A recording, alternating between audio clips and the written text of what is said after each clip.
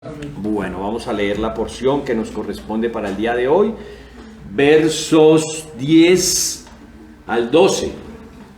Y dice la palabra del Señor: pero tú, ¿por qué juzgas a tu hermano? O tú también, ¿por qué menosprecias a tu hermano? Porque todos compareceremos ante el tribunal de Cristo, porque está escrito: vivo yo, dice el Señor, que ante mí se doblará toda rodilla y toda lengua confesará a Dios. De manera que cada uno de nosotros dará cuenta a Dios de sí. Amén. Bueno, esta semana estuve pensando y analizando cómo es mi vida cristiana, ¿no? Entonces me acordé cuando salí del bachillerato. No sé si a ustedes les pasó lo mismo. A mí me pasó que cuando salí del bachillerato tuve un choque porque no sabía qué hacer. Ya sabía que ya no era estudiante. Ya sabía, lo único fijo que tenía es que ya no volvería al colegio, ¿cierto? Pero ¿qué iba a hacer de mi vida de ahí en adelante? No sé, hoy en día los chicos ya salen con su mentalidad: voy a hacer tal cosa, tienen su vida programada y resuelta, ¿cierto? Pues lastimosamente yo no, yo salí y me paré así en la calle un día y bueno, ¿qué camino cojo? ¿Para dónde me voy? Y estaba pensando en eso porque a veces uno llega a la vida cristiana así y se encuentra con eso. ¿Y ahora qué? ¿Ahora qué? ¿No? ¿Ahora qué hago? Miren, cuando uno es muchacho, pues uno tiene la guía de los papás, que son los que menos escucha uno, ¿no? Uno no escucha a los papás. Pero no tiene más. Y los que lo guían a uno lo guían mal. Lo guían mal, ¿sí? Pero gracias a Dios, en la vida cristiana, cuando nos paramos así, decimos: bueno, ¿y ahora qué? Tenemos el mejor ayudador. Tenemos el mejor amigo, tenemos al mejor consolador, que es el Espíritu Santo, ¿cierto? Tenemos la palabra de Dios, que es la guía. Y eso ha sido Romanos desde el capítulo 12. Porque a veces uno llega a la vida cristiana y dice: bueno, ¿y ahora qué? ¿Qué camino cojo? ¿Para dónde voy? ¿Qué hago? ¿Cómo me comporto? ¿Qué hablo? ¿Qué digo? ¿Sí? Pero recordemos que no depende de nosotros. La vida cristiana depende única y exclusivamente del Espíritu Santo. La guía del Espíritu Santo y la obra del Señor en nuestras vidas. No se preocupen por lo que van a decir, no se preocupen por lo que van a hacer. Eso es obra de Dios. Pero a veces uno no sabe ni cómo comportarse, ¿cierto? A veces le enseñan a uno cómo etiqueta, ¿no? Clases de etiqueta, cómo utilizar los cubiertos, cómo, ¿sí? Cuando uno va a visita, cómo hacerlo, cómo sentarse a la mesa, ¿cierto? Y eso es lo que Dios nos está enseñando, llamémoslo así, clases de etiqueta, cómo comportarnos a través del libro de Romanos. Y hablo a los creyentes. Estoy hablando a la iglesia, porque este libro, esta carta, fue dirigida a una. Cualquiera puede tener una Biblia en su casa, cualquiera. Pero esta carta, que está en medio o incluida dentro de otros libros, también espirituales, van dirigidas única y exclusivamente a la iglesia. ¿Porque un impío no se puede comportar como un cristiano? Pues fácil, porque le pasa lo que me pasó a mí cuando salí de bachillerato. No tenemos el Espíritu Santo. Así de sencillo, ¿sí? Porque hay cristianos que viven como viven, porque dicen ser cristianos, pero no tienen el Espíritu Santo. Porque hay cristianos que les cuesta tanto, muchísimo, amar a su hermano, amar a su enemigo. Ahí es donde tenemos que confrontarnos y pararnos, como yo me paré ese día cuando salí de bachillerato. ¿Y ahora qué? Y la única salida que tenemos nosotros como creyentes es pedirle a Dios la guía del Espíritu Santo en nuestras vidas. No hay más. No hay más. Noten, hasta el momento, hasta el día de hoy, las Escrituras nos han demostrado que hay dos clases de personas, dos clases, única y exclusivamente, dos clases de personas. Y lo hemos visto en el libro de Proverbios. Los que nos acompañan los jueves saben que hay dos tipos de personas. Y hemos visto al necio y al sabio, ¿cierto? Al incrédulo y al creyente. Llamémoslo hoy así, al impío y al cristiano. Hay esos dos tipos de personas, no hay más. ¿Sí? Pero también la Biblia nos ha mostrado, ¿sí?, que dentro del grupo de los cristianos hay dos tipos de cristianos. Solo dos tipos. Dos tipos. ¿Sí? Porque hay uno que he escuchado por ahí pero que no, ese no. Y se los voy a decir ahorita. ¿Sí? Hemos visto que si somos creyentes nos debemos comportar, ¿sí?, de una manera que es la que a Dios le agrada. Única y exclusivamente. Es que yo soy cristiano, ¿sí? Pero ¿por qué no te comportas como cristiano? No, porque es que yo no, me cae gordo, yo no lo puedo amar. No, es que la Biblia te demanda amarlo. No es que si tú quieres o no quieres, es que la Biblia te demanda, el Señor te demanda hacerlo, ¿sí? Comportarnos con quién nos ha enseñado, con el prójimo, o sea, con el de afuera. Hasta cómo debo comportarme yo con el de afuera, ¿sí? Amarlos. Y cuesta. Se lo digo que para mí no ha sido fácil. Hablo por mí, no ha sido fácil. Pero sé que es un mandato del Señor. Pero ahora en el capítulo 14, vuelvo a retomar, hay dos tipos de creyentes y lo comenzamos a ver hace 8 días. El capítulo 14, vimos los primeros versos. Y nos muestra que hay dos tipos de creyentes. Ya dejamos al prójimo, ya dejamos al mundo allá, ya lo dejamos allá, y ahora entramos y nos sentamos en la iglesia. Las bases aquí en la iglesia. Dos tipos de creyentes. Si lo han visto, el débil y el fuerte. Y hay otro que les decía que otro lo meten ahí, que es, no sé si ustedes lo han escuchado, el cristiano carnal. Yo creo que ese cristiano solo existe en México. Hola carnal, ¿cierto? Porque no, eso es antibíblico. No hay ese tipo de cristianos. No, o eres cristiano o eres carnal. Así de sencillo. Fácil. No hay ese tipo de cristiano carnal. No, solo hay estos dos. Y la Biblia nos lo ha ratificado desde hace 8 días. Débil y fuerte. Pare de contar. Las Escrituras nos dejan ver una iglesia que, aunque redimida, comprada por la sangre de nuestro Salvador, estaba constituida ¿por qué? Por hombres. Hombres redimidos, lavados con la sangre de Cristo, pero que aún siguen pecando. ¿Será que ha cambiado desde la iglesia en Roma a algo a nosotros el día de hoy? No, también somos redimidos, también somos lavados con la sangre de nuestro Salvador, pero mientras estemos en esta carne maldita, vamos a seguir pecando. ¿Pero eso es bueno? No, cada día debo tratar de pecar menos. ¿Sí? Miren, noten lo que pasaba en esta iglesia y lo que vimos hace 8 días. Algunos pensaban que no debían comer ciertos alimentos y otros pensaban que debían guardar ciertas fiestas religiosas. ¿Sí? Pues debemos recordar, antes de señalar a los hermanos allá en Roma, que esta es una iglesia constituida por un grupo mixto. Habían judíos cristianos y gentiles cristianos. Pero, ¿qué quiere el apóstol con todo esto?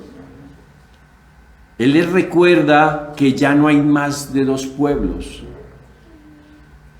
¿O sí lo hay? No. Uno en Cristo Jesús. Y eso nos lo muestra en Romanos capítulo 10, verso 12. Uno en Cristo Jesús.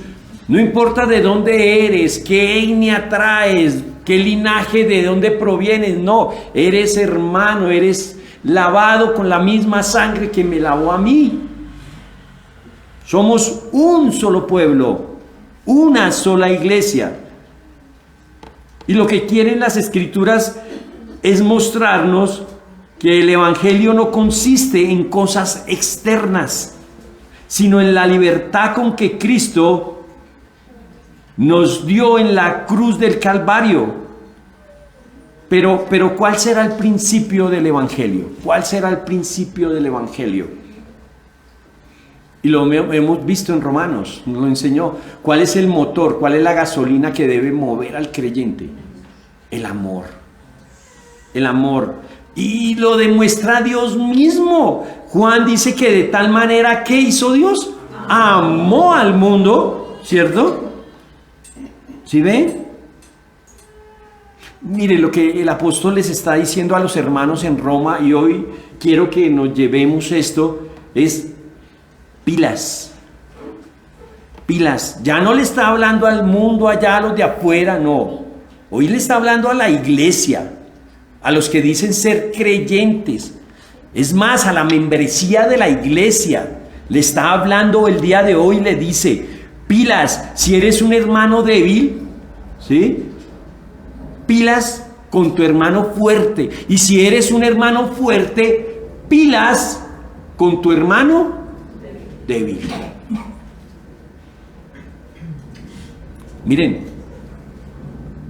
aquí es donde realmente encontramos cuando dice que amar a Dios sobre todas las cosas, ¿cierto? ¿Y amar a quién? Al prójimo, ¿como a quién? A mí mismo. Pero entonces ya no lo miremos con el prójimo, con los de afuera, ¿cierto? Sino ahora miremos al que está al lado sentado. Como a mí mismo. Y nos muestra una tarea. ¿Quién me lee rápidamente el 14:1? La primera palabra que está ahí. Tan sencillo como eso. Recibir. ¿A quién? Al débil. Aquí está el amar, recibirlo. Esa palabra recibirlo en el idioma original, me perdonarán ustedes que no tengo el don de lenguas, proslambano. Proslambano. ¿Qué es proslambano? Tomar para, escuchen ustedes, esa palabra a veces uno dice recibirlo. Pues sí, lo recibo aquí en la iglesia, le ofrezco un tinto y ya, pare de contar. Escuchen lo que significa la palabra recibirlo. Tomar para uno mismo. Guiar, admitir y tomar. ¿Sí? Le dice, mire, le dice el apóstol, no contiendan sobre opiniones. Se trata de cómo tratar a tu hermano con amor y respeto. Hermanos, las Escrituras nos están diciendo que todos somos iguales. Todos somos iguales. ¿O es que eres mejor que alguien más? ¿O te ganaste tu salvación? No, a todos nos la fue dada por gracia. ¿Sí? Pero tampoco nos está diciendo que todos debemos pensar lo mismo. Porque este también es el otro extremo. ¿Sí? Todos no tenemos que tener una misma cosmovisión, ¿cierto? En ciertos asuntos o prácticas, ¿sí? En temas secundarios. Lo que nos debe unir son los asuntos primarios y no pasar por encima de la conciencia del hermano ni imponer mi modo de pensar y de actuar y de vivir mi vida cristiana. Lo que debe primar, ¿qué es en nuestra vida cristiana? ¿Será mi pensamiento la Escritura, la palabra de Dios. No lo que tú piensas, no lo que yo pienso, no lo que tú haces, no lo que yo hago. Miren, porque ni el débil ni el fuerte Dios los mandó a ser jueces. Porque solo hay un juez y es Dios. Es el único que juzga. Esta predicación lleva por título: el juicio de Dios será sobre los unos y sobre los otros. Cuando hablo de unos, hablo del débil, y los otros hablo del fuerte, o viceversa. Está dividida en dos. ¿Por qué se juzgan y por qué se menosprecian los unos a los otros? Verso 10, la parte A. El verso 10b al 12, todos seremos juzgados. Todos seremos juzgados. Y dice el verso 10. ¿Por qué juzgas a tu hermano? O tú también menosprecias a tu hermano. Miren, noten ustedes. Se voltea el apóstol para un lado y le dice: ¿por qué tú juzgas a tu hermano? Y se voltea para el otro lado y le dice: y tú también, para ti también hay. ¿Por qué menosprecias a tu hermano? Aquí le está hablando a esos dos tipos de cristianos: al débil y al fuerte. ¿Listo? Tengamos eso bien en la cabecita. Recordemos que hay un contexto. ¿Y cuál es el contexto? Pues que unos comían de todo y otros no celebraban ciertos días, o unos comían de todo y los otros no celebraban ciertos días. Ese es el contexto. Aquí a eso es lo que se refiere. Pero al final de cuentas, si no recibes a tu hermano, ¿saben quién ya lo recibió? Cristo. Dios ya lo ha recibido, tanto al débil como al fuerte. Y Él no hace acepción de personas. ¿Y nosotros por qué sí? El punto aquí es que no deben haber divisiones dentro de la iglesia. Porque noten ustedes, cuando hay un grupito es así. Están los hermanos un poco más débiles de conciencia y siempre buscan a otro débil de conciencia. ¿No han notado? Y hacen un combo. ¿Sí? O cuando están los fuertes. Y ya pasa, y eso pasa en todas las iglesias. Entonces, el fuerte, ¿de quién se rodea? Del fuerte, ¿cierto? Del que puede comer de todo, del que no le cabe, o sea, no tiene problema en celebrar una cosa, en celebrar otra, ¿cierto? Y se reúnen. Entonces, ¿qué pasa? ¿Qué es lo que está pasando allí? ¿Quién sufre allí? La iglesia, ¿sí? Porque tanto los unos como los otros, ¿qué somos? Hermanos, no jueces. Y es el papel que nos metemos nosotros en nuestra cabecita y en nuestro corazón. Porque decimos: yo con el hermanito tal hasta ahí llego. ¿Por qué? Porque él es débil. O con el hermanito tal o la hermanita tal hasta aquí llego. ¿Por qué? Porque él hace las cosas, se cree fuerte y yo no comparto con él. No, estamos dividiendo la iglesia. Noten ustedes el peligro. Están dividiendo la iglesia. Cuando Dios no nos ha llamado a tomar ese papel. El papel de nosotros es ser, no jueces, ser siervos.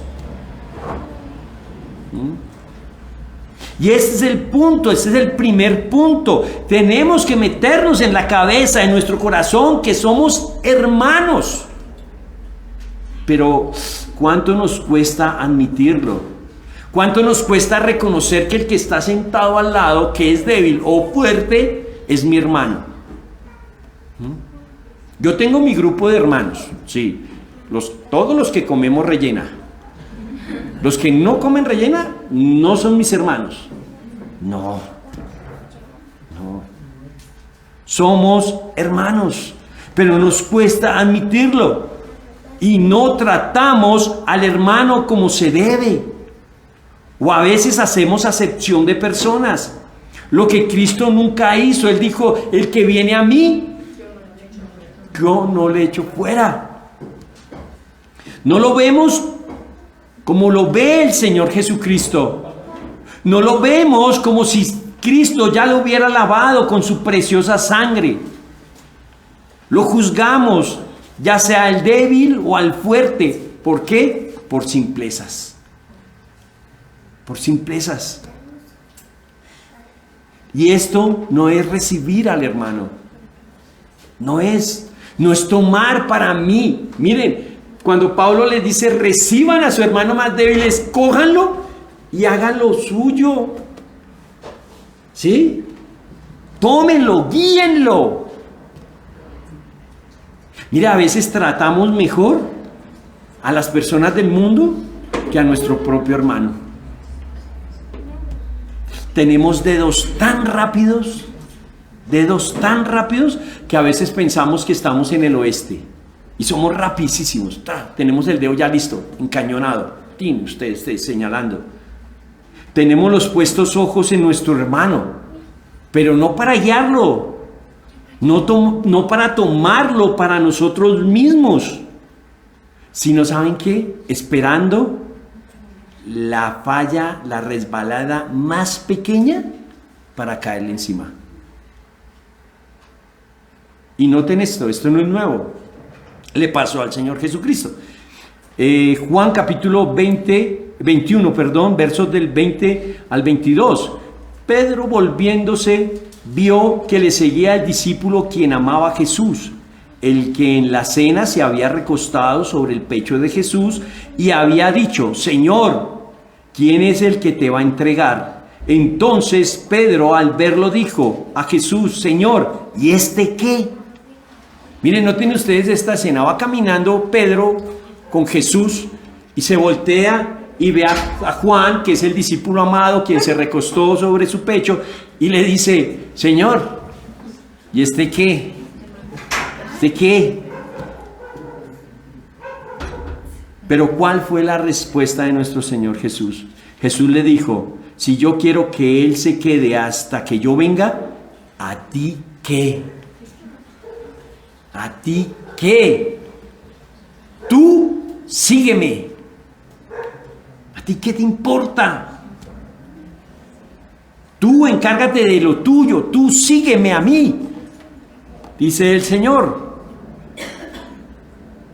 Tú, Pedro, deja de juzgar y de menospreciar a tu hermano y ponte a trabajar.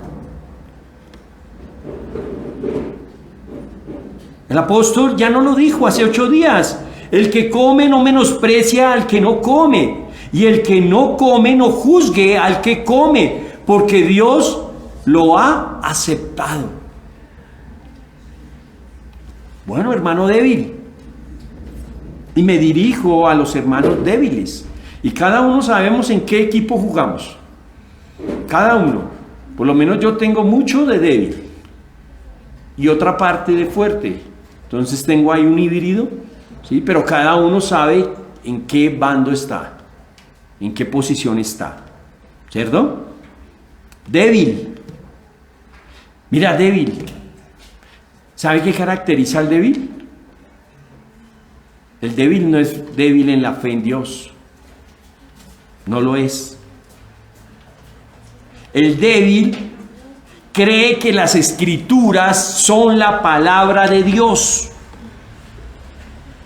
No son débiles en la fe por creer que la salvación es otorgada única y exclusivamente por Cristo.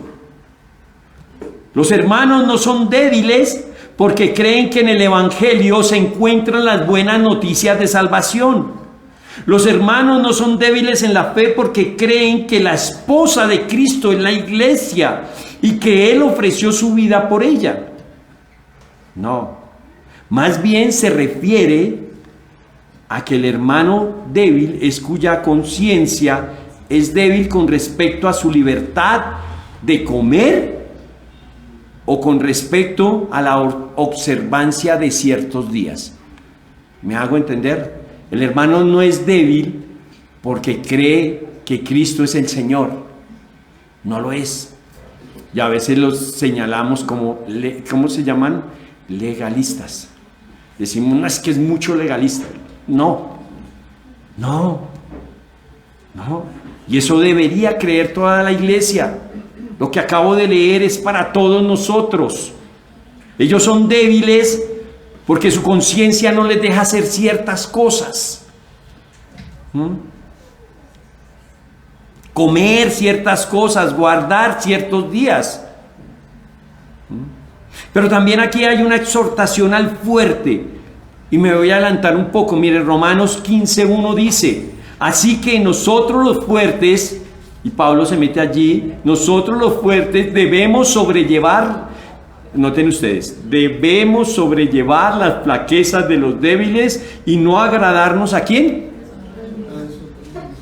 A nosotros mismos. La tarea del fuerte, ¿cuál es? Si yo me considero fuerte, ¿cuál es mi tarea? Primera de Tesalonicenses 5:14, y exhortándoos, hermanos, a que amonestéis a los indisciplinados, animéis a los desalentados. Escuchen ustedes, sostengáis a los débiles y seáis pacientes con todos. Eso hace el fuerte. Eso hace el fuerte. No es el que más menosprecie. El fuerte es el que sobrelleva, el que carga, el que recibe al hermano débil.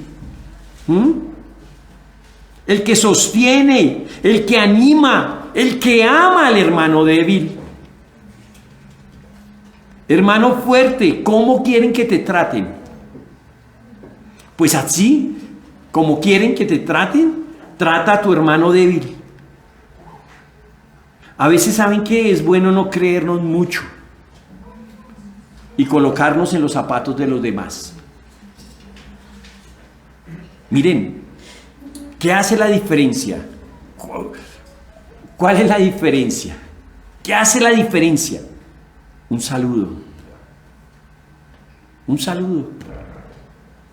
Oye, una hermanita me miró y me dijo, ¿no me va a saludar? Pensé que no me iba a... No, sí, claro. Claro, eso hace la diferencia. Un saludo. Un ósculo santo, un beso santo, un abrazo, una palabra sazonada con amor, una sola. Un saludo fraternal. ¿Cuánta diferencia haría? Pero cuando vemos al hermano lo recibimos con la patada más bajita en la nuca. ¡Buah! No lo hemos visto durante toda la semana y lo vemos y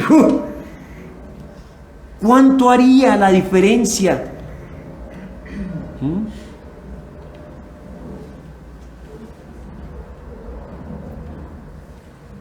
A veces, ¿saben qué pasa? Que no damos.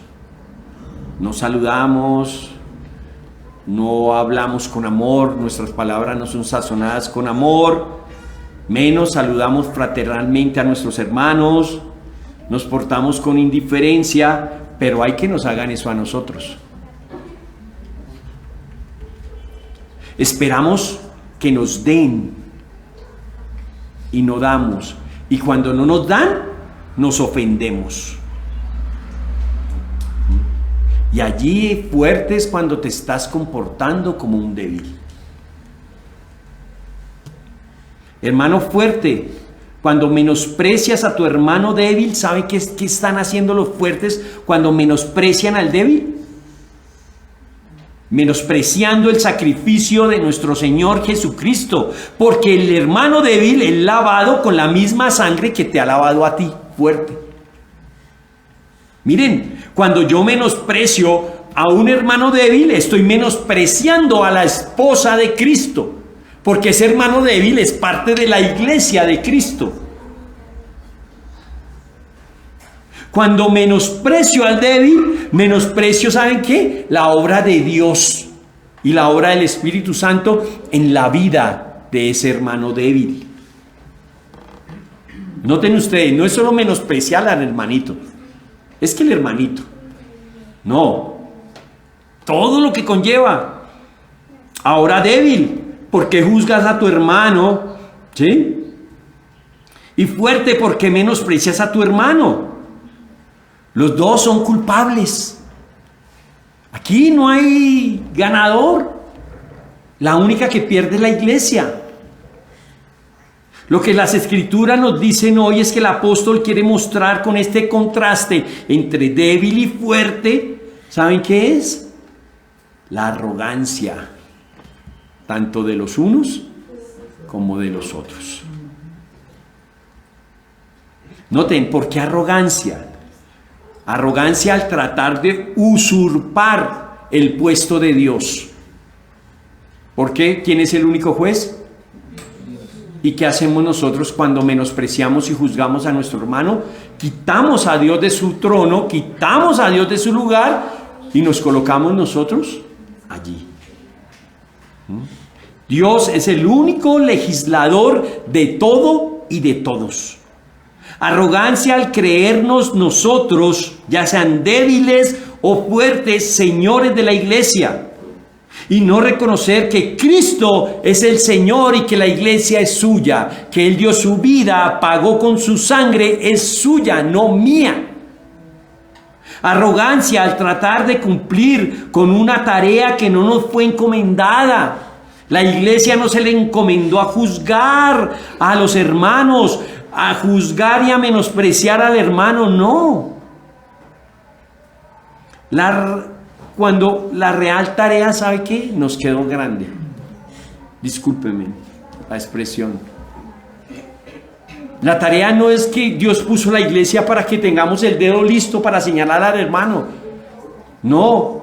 La tarea de nosotros es amarnos, soportarnos los unos a los otros. Hermano, si no recibo a mi hermano a este lado de la eternidad donde vivimos y lo vivo juzgando y menospreciando, ¿cómo se pretende pasar una eternidad? Comprendan ustedes esto, si no me lo aguanto ni 4 horas que es el culto, ¿cómo voy a vivir con él una eternidad en el cielo? Juzgamos lo que no se debe juzgar, que come, que celebra, pero pasamos por alto lo más importante, el pecado. Y nos hacemos pasito. Entonces no lo juzgo o no lo toco. ¿Para qué? Para que el hermano tampoco tenga la razón para juzgarme por mi pecado. Y confundimos los papeles, confundimos las tareas. Aquí no se está tratando del pecado, se está tratando de lo que hacemos como creyentes. Porque tratar el pecado, ese es un asunto primario, que es diferente a qué comes o qué celebras. Pero es importante recordar, antes de señalar, mirar la vara que tengo en mi ojo, ¿sí? O la espiga que tengo la espiga que tiene el hermano en el ojo, ¿cierto? Porque vivimos haciendo eso, miramos la espiguita que tiene el hermano, pero no nos damos cuenta que tenemos nosotros una vara. Ojo, sí podemos juzgar, porque es que hay hermanos muy lindos que dicen que con estos textos uno no puede juzgar. Sí podemos juzgar. Acuérdense, ¿cuál es el contexto? El contexto es lo que comes, lo que celebras, ¿cierto? Pero ¿qué sí se puede juzgar? El pecado. 1 Corintios 2:15. En cambio, el que es espiritual juzga todas las cosas. ¿Con qué podemos juzgar nosotros, los creyentes? Con la Biblia, ¿cierto? Romanos 13:1. Sométase todas las personas a las autoridades que gobiernan, porque no hay autoridad sino de Dios, y las que existen por Dios son constituidas. Las autoridades Dios las puso ahí ¿para qué? Para juzgar. 1 Corintios 5:13. Y no es mi deber juzgar a los que están afuera de la iglesia. No es mi deber. ¿Saben quién los juzgará? Dios. Pero ustedes tienen el deber de juzgar a los que permanecen en la iglesia. Así que, como dice la Escritura, echen de su cuerpo al malvado. O sea que la iglesia también juzga. Miren, Como creyentes tenemos el deber de que si yo veo a mi hermano pecar, ¿qué debo hacer?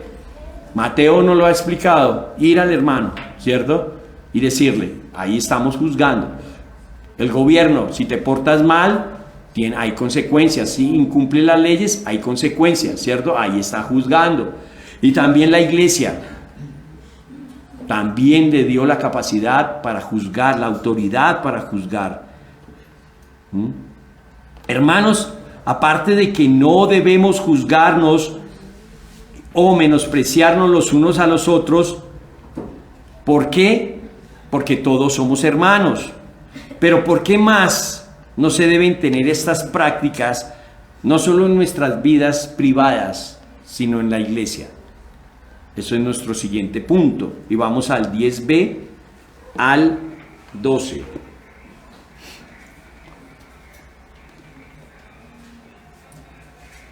Dice, porque todos compareceremos ante el tribunal de Cristo, porque escrito está, vivo yo, dice el Señor, que ante mí se doblará toda rodilla y toda lengua confesará a Dios, de manera que cada uno de nosotros dará a Dios cuenta de sí.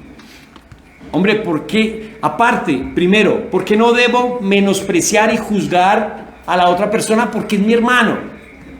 Ha sido lavado con la sangre que me lavó a mí, ¿cierto?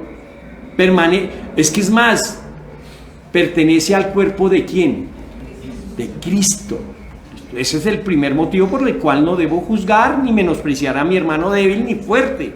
Pero ¿por qué más? Entonces, ¿por qué? Porque según el texto, ¿qué vamos a hacer todos, tanto el débil como el fuerte? Vamos a ser juzgados, todos. Nadie será eximido. No habrá acepción de cristianos.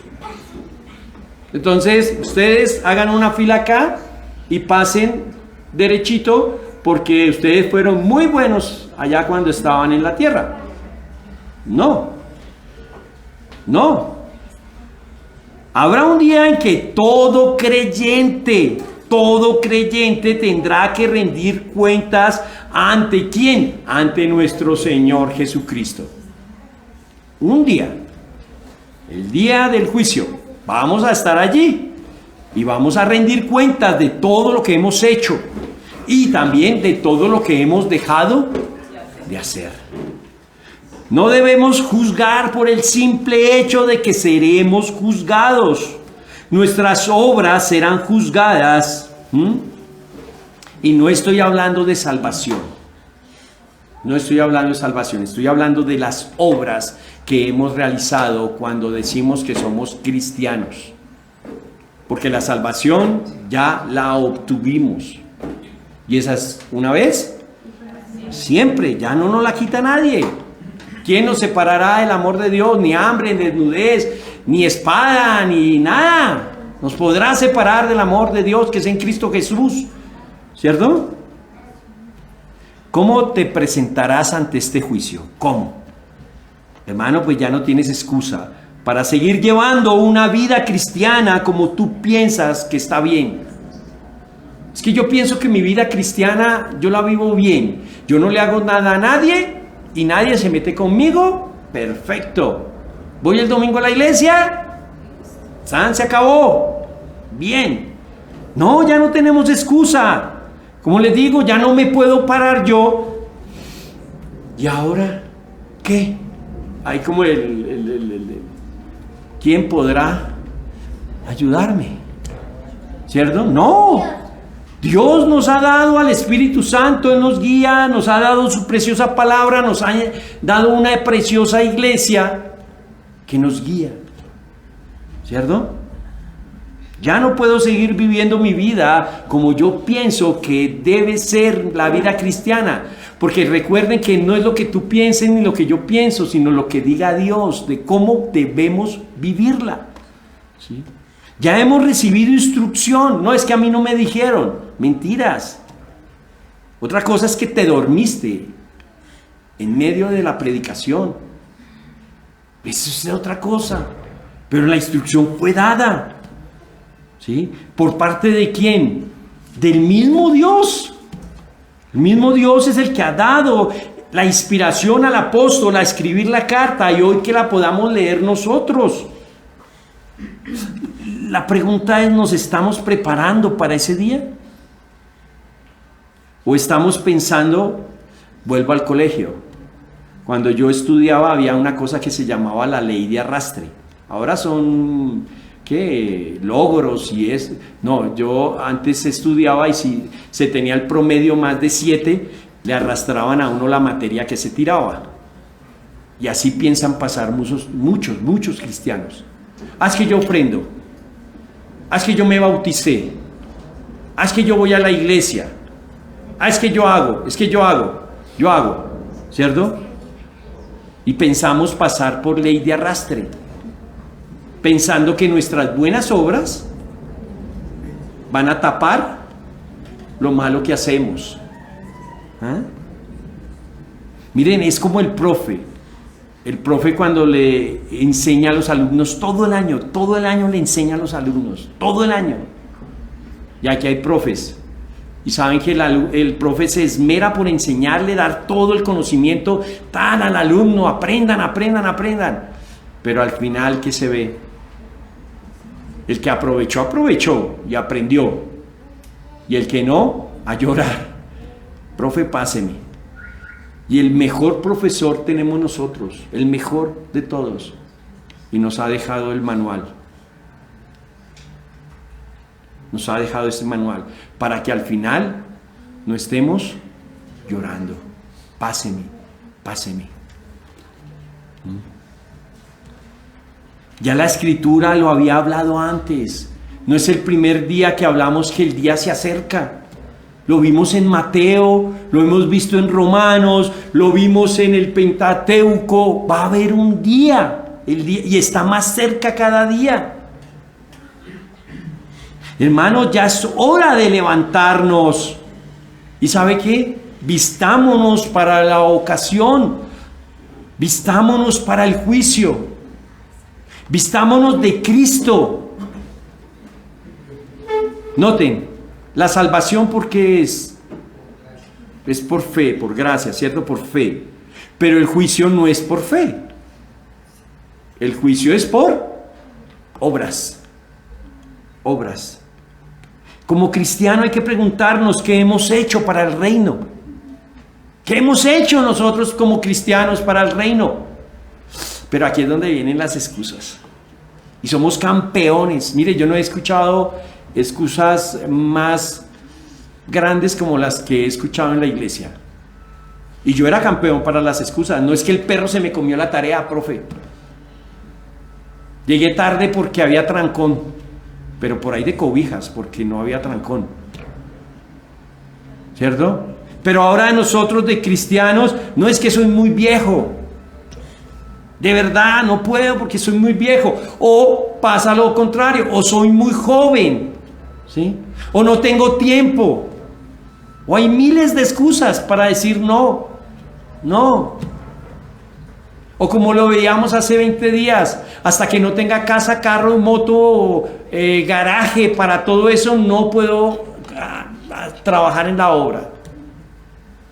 No, miren, algo que me impresionó en la vida de Spurgeon, y él lo cuenta, es que él él iba a la iglesia, pero él realmente fue convertido y creyó cuando escuchó a un zapatero. A un zapatero. Esa tarde había nieve, no llegó el predicador, el pastor, y le tocó a un hermano de la iglesia pararse en el púlpito, predicar. Y Spurgeon, ¿ustedes saben quién es Spurgeon? Dijo que ese día había nacido de nuevo. Un zapatero. Yo vengo de familia de zapateros. Un zapatero. Recordemos, hermanos, lo que la Biblia nos ha dicho, que si vivimos o morimos, todos somos del Señor. Para Cristo lo hacemos. Ojo, que aquí también hay un problema con nuestras obras. Entonces yo hago obras, listo. Pero noten, es que yo ni siquiera las puedo llamar mías. ni siquiera son nuestras, son de Dios. Él las preparó desde antes de la fundación del mundo y por gracia y por misericordia me ha dejado caminar en ellas. Efesios 2:10. No tengo por qué jactarme ni sacar pecho ni vanagloriarme, porque lo que yo hago no es mío, es de Dios. Toda la obra es de Dios. Mis hermanos, Santiago 2:18 dice que una fe sin obras es una fe muerta. Miren, no somos Pablo, no lo somos. Y hay que reconocer, no somos el apóstol enviado a los gentiles, no lo somos. No somos el predicador de moda, el que escuchamos por internet, no lo somos, no somos. ¿Sabe qué sí somos? Somos siervos. Tanto Pablo, Spurgeon, el predicador de moda, tú allá sentado y yo aquí de pie, todos somos siervos. ¿Cuál es la diferencia? En que unos son obedientes y otros no. Esa es la diferencia. ¿Sí? Miren, no somos salvos por hacer buenas obras. Y me decían el fin de semana pasado, no es que hay que llevar, no sé qué hay que hacer, si sé más, hay que dar para ganar el cielo. No somos salvos por eso. Porque entonces, ¿para qué murió Cristo? ¿Sabe para qué fuimos salvos? Para hacer esas buenas obras. Y aunque son de Dios, ellas me deben caracterizar a mí. Esas buenas obras son algo propio de cada creyente. Ustedes allí sentados y yo aquí de pie, debemos que los de afuera y los de adentro vean eso en nosotros. No nos deben costar nada, pero a veces damos con un dolor en el corazón o esperando que nos devuelvan. ¿Cómo es que dicen? Damos 100 y nos esperamos que nos devuelvan al 1000 por uno. Debería ser algo innato en cada creyente, innato.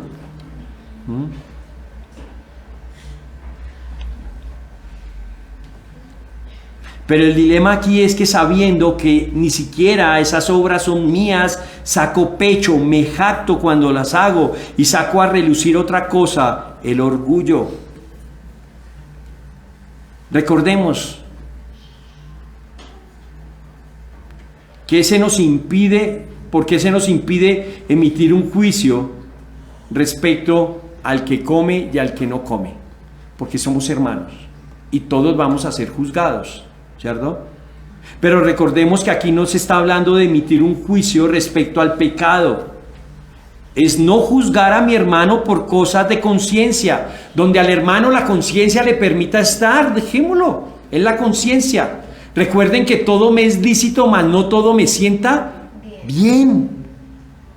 Ya cuando el hermano se sobrepase y piense que su conciencia está bien y nosotros veamos que está pecando, ahí sí debemos llamar al hermano. Y al mismo tiempo no debemos ocupar el estrado que no nos corresponde. ¿A quién le corresponde el juicio? Mis hermanos, solo hay un estrado. Imaginémonos esto. Cuando ustedes ven en las películas o en la televisión los jueces, ¿hay varios jueces o solo un juez en el juzgado? Solo uno, ¿cierto? ¿Cuántos estrados hay? ¿O en cuántas atriles o púlpitos tribunal se para el juez? ¿Hay muchos? No, solo hay uno. Solo hay un juez, solo hay un estrado, ¿sí? Pero este juez, noten ustedes que es nuestro Señor Jesucristo, está capacitado para esta tarea. Tú y yo no. Tú y yo no estamos capacitados para esto. ¿Por qué? Porque Él murió y resucitó y hoy es el Señor de vivos y muertos. Romanos, el versículo 9, 14:9. Él es el que está capacitado para esta obra. Él es santo, nosotros no. Mi hermanos, recordemos que el juez es Cristo y el juez vendrá, volverá, pero ya no como un cordero a padecer vejámenes, a ser humillado. Ya no va a volver así, ¿no? Mateo 16, 27, el mismo Señor Jesucristo dice, porque el Hijo del Hombre ha de venir, ¿en qué? En la gloria de su Padre con ángeles, entonces recompensará a uno según su conducta. Él prometió que iba a volver y volverá. Demos gracias al Señor que no tenemos esa misión, o la iglesia no está encomendada para esa misión, para juzgar. ¿Cómo seríamos nosotros de jueces con nuestra naturaleza caída? Terribles, terribles seríamos. ¿Por qué? Porque el hombre no está capacitado para ejercer esa tarea. Entonces, ¿cuál es el punto? Hermano, preocúpate por ti. Preocúpate por ti. Y solo por ti. Piensa, ¿estás haciendo lo que se te mandó? ¿Lo que se te encomendó? ¿Lo que te toca hacer como creyente? ¿Lo estás haciendo? Pero es que no sé qué hacer como creyente. Amar a tu hermano, amar a tu enemigo, respetar las autoridades, amar a Dios sobre todas las cosas, a mi prójimo como a mí mismo, andar como de día, estar vestido de Cristo, no juzgar ni menospreciar a mi hermano, estar listo para servir, porque esa es la misión en la tierra de cada creyente.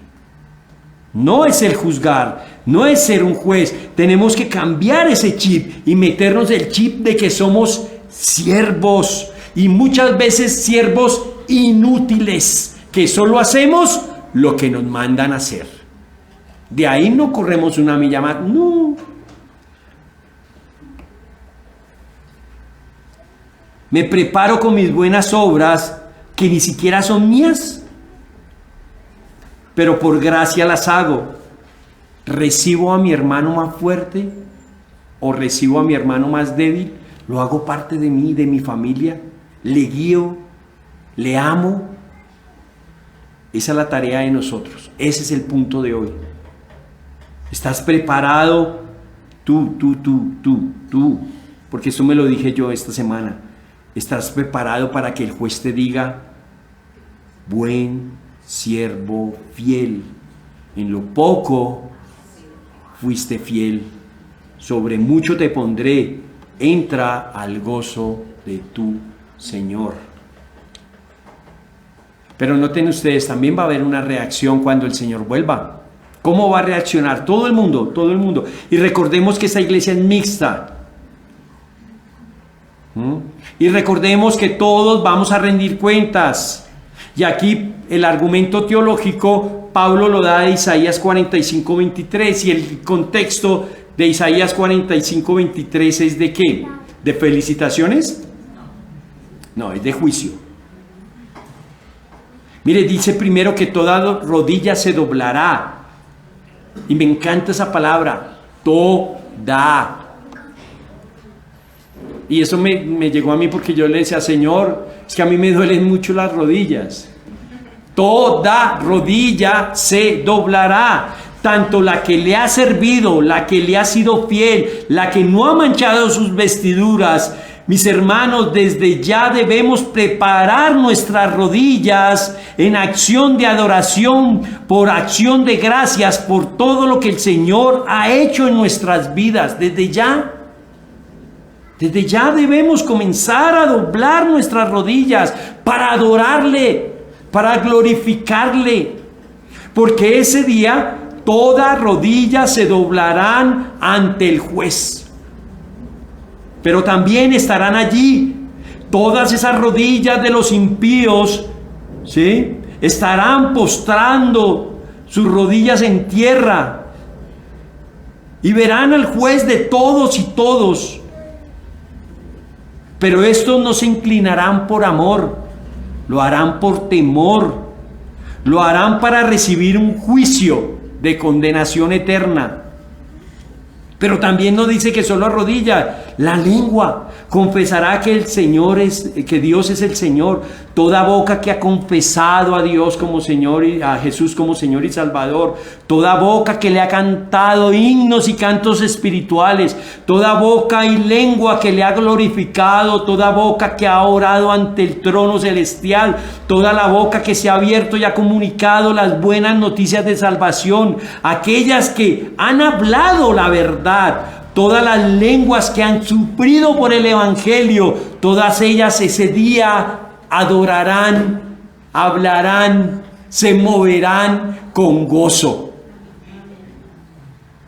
Pero también estarán allí todas las bocas y las lenguas que se han abierto para blasfemar, toda lengua mentirosa, todo labio engañador, cada boca necia que ha dicho que no hay Dios, que Dios no existe, cada boca que se ha abierto para proclamar que por encima de Dios está el hombre, toda boca que ha sugerido que el diseño de Dios está equivocado, toda boca que ha adorado a otros dioses, todas ellas confesarán a Dios, pero no para glorificarle, ni para honrarle, sino para salvación. Confesarán que Dios es poderoso y que los está juzgando para condenación, y aún así toda la gloria sea para Dios. Hermanos, no creemos en el universalismo de la salvación. Cristo murió por todos. No creemos eso. Pero sí lo que creemos es lo que la Biblia nos dice fielmente, en el universalismo del juicio. Que toda rodilla y toda lengua estarán allí. Esto representando a los hombres, no solo las rodillas y las lenguas. Estarán allí, se doblarán, y toda boca confesará, toda, que Dios, que Jesús es el Señor. No faltará ninguna rodilla ni ninguna lengua. Amigo que estás aquí, aún sin confesar con tu boca y no has doblado tu rodilla en adoración, te cuento, hazlo hoy, porque vendrá el día en que no lo harás por amor, sino tendrás que doblarlas y hablar y adorar a Dios por obligación. Me encantan las palabras que están escritas en la Biblia, o sea, palabra por eso, gramática, ¿no? Me encanta la gramática. Noten ustedes, en el verso 10 dice todos, en el verso 11, toda rodilla, verso 11, toda lengua, y verso 12, cada uno de nosotros, refiriéndose a la iglesia, cada uno de nosotros, todos, impíos, gentiles, como le quieran llamar, necios, con cristianos vamos a estar allí, con creyentes vamos a estar allí. Todas las rodillas se doblarán, todas las lenguas confesarán, pero aparte, cada uno de nosotros estará allí también. Esa tremenda responsabilidad que tiene cada uno como creyente. Cada uno dará cuenta de sí. Tú no darás cuenta por tu hermano y sus hechos. No rendirás cuentas por sus hechos. Y tú, hermano, no rendirás cuentas por tu esposa ni por tus hijos, por ti, por tus hechos. Siempre decimos que la salvación es personal, pero actuamos como si no lo fuera, confiados en los actos de los demás. Hay que evangelizar, sí, que vayan los hermanitos tal. Hay que dar, sí, que den los hermanitos tal. Pensamos y vivimos, no somos una iglesia, ¿cierto? Pero porque los hermanos trabajan, los hermanos hacen.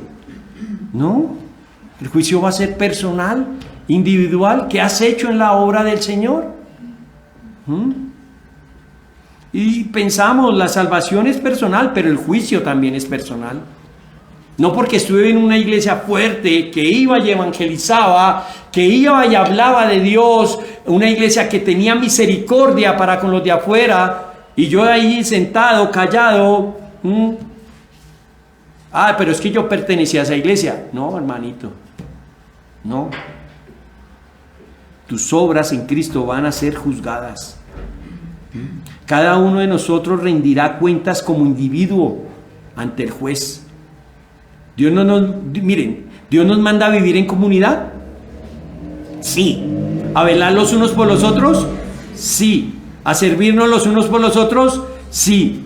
Pero el día del juicio estaremos allí solitos. Solitos. O sea que deja de señalar con tu dedo a tu hermanito, a tu hermano. Porque va a llegar el día en que 3 te estarán apuntando a ti. El problema no es tu hermano. ¿Cómo sirve? ¿Qué come? ¿Qué celebra? No, el problema eres tú y soy yo. Ojalá ese día podamos decir, como dijo el apóstol Pablo despidiéndose de su amado discípulo: he peleado la buena batalla, he acabado la carrera, he guardado la fe. Hermano, no nos durmamos como algunos, estando aún aquí sentados, tienen por costumbre, ¿sí?, que porque creen ser creyentes, dicen: no, Cristo ya pagó por mí, pero que no reciban la sorpresa. Muchos en ese día me dirán: Señor, Señor. Pero yo les diré: aléjense de mí, hacedores de maldad. Él da misericordia. Dios da misericordia. ¿Qué merecíamos todos? La muerte, el infierno. Miren, 2 Corintios 5:10. Porque es necesario que todos comparezcamos ante el tribunal de Cristo para que cada uno reciba. Noten ustedes, es necesario que comparezcamos ese día ante el tribunal de Cristo para que cada uno, no en grupo, no en manada, no en iglesia, sino que cada uno reciba según lo que haya hecho mientras estaba en el cuerpo, sea bueno o sea malo. Mira, aparte de que las obras son de Él, nos deja caminar en su obra, nos deja, ser cristiano es una obra de Él. Pero aparte de eso, es tan misericordioso que ya nos dio la salvación, ya nos dio a Cristo, nos dio el Espíritu Santo, nos da la palabra, nos da la iglesia, y ese día nos va a galardonar. Conclusión: tener cuidado con mi dedo, que no sea ligero. Pilas al juzgar. Cuidado al menospreciar a mi hermano, pues puedes estar menospreciando al mismo Cristo. Recordar todos los días que seremos juzgados. Todos los días de nuestra vida debemos evangelizarnos nosotros mismos y decir dentro de esas buenas noticias que va a haber un día que vamos a ser juzgados. Cada uno de nosotros dará cuentas de sí. Romanos 2:6. Él juzgará a cada uno según lo que haya hecho.